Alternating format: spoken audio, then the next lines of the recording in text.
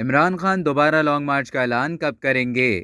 Pakistan Tehreek Insaf P T I کے chairman Imran Khan کے حکومت کو دیے گئے الٹیمیٹم کے خاتمے کے بعد عوام کی نظریں دوبارہ لانگ مارچ کے اعلان کی جانب ہیں۔ پاکستان تحریک انصاف کے چیئرمین عمران خان کا کہنا ہے کہ مجرم آ کر بیٹھ گئے ہیں، یہ سارے وہ لوگ ہیں جن کو بہت پہلے جیل جانا چاہیے تھا۔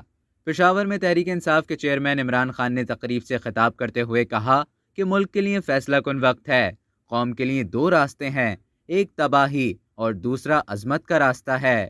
عمران خان نے کہا کہ کوئی نیوٹرل نہیں ہوتا، اللہ نیوٹرل رہنے کی اجازت نہیں دیتا۔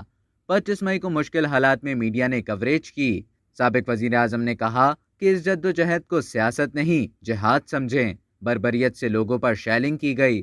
ماڈل ٹاؤن واقعے پر شہباز شریف اور رانا ثناء اللہ کو جیلوں میں ہونا چاہیے۔ عمران خان نے کہا کہ عدالتیں کمزور کو طاقتور سے محفوظ رکھنے کے لیے بنتی ہیں۔ ہم ان لوگوں کو شکست دیں گے تو پاکستان اوپر جائے گا، اگر ہم کامیاب نہ ہوئے تو یہ جنگ آپ کے بچوں کو لڑنی پڑے گی۔ پی ٹی آئی چیئرمین کا کہنا تھا کہ پاکستان میں انصاف کی جنگ ہے۔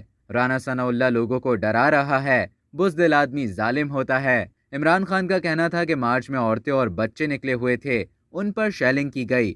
مارچ کے شرکاء پر ایسے شیل پھینکے گئے جو دہشت گردوں پر پھینکے جاتے ہیں۔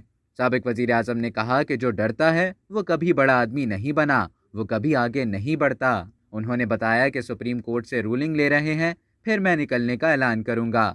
اب تک کے لیے اتنا ہی۔ مزید خبروں اور نیوز اپڈیٹس کے لیے ڈیلی جنگ کو سبسکرائب کریں اور بیل آئیکن پر کلک کریں تاکہ تازہ ترین ویڈیوز کا نوٹیفیکیشن آپ کو بر وقت موصول ہو۔